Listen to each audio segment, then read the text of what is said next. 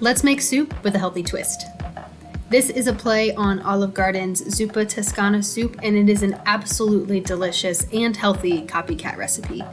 So you're gonna wanna start with some potatoes and dice those up. I had yellow potatoes at home, so that's what I used.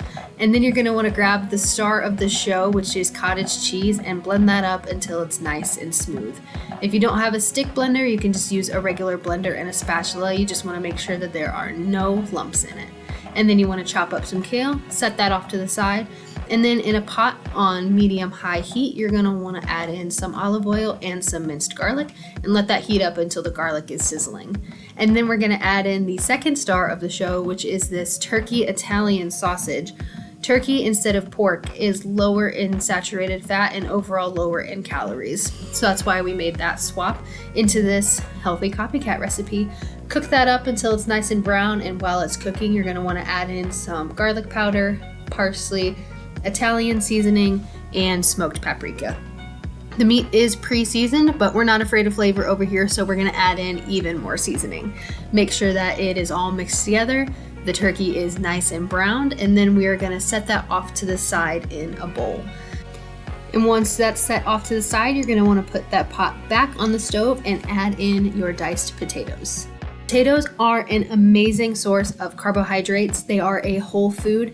They have potassium in them, and I don't know how many times this needs to be said out in the world, but carbohydrates are not bad for you, and potatoes are a perfect addition to a healthy and well-balanced diet.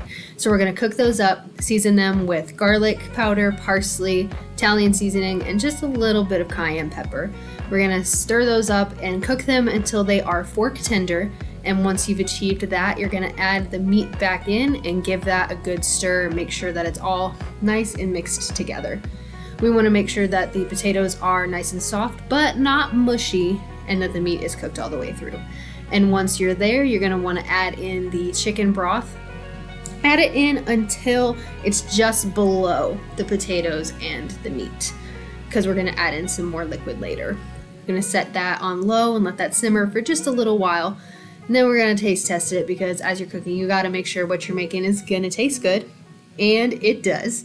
Then you're gonna let it sit on low for a little while until it stops bubbling. Once it stops bubbling, then it's time to add in the cottage cheese.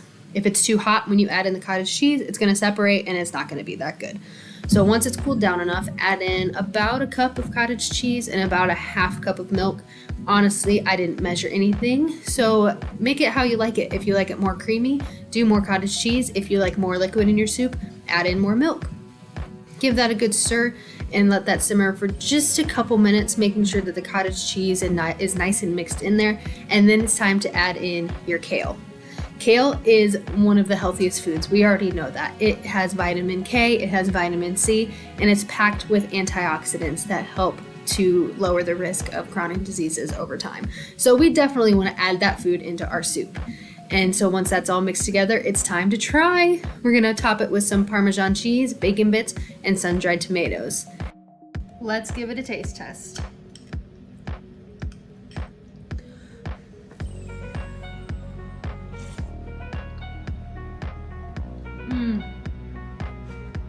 You've got to make this. You have got to make this.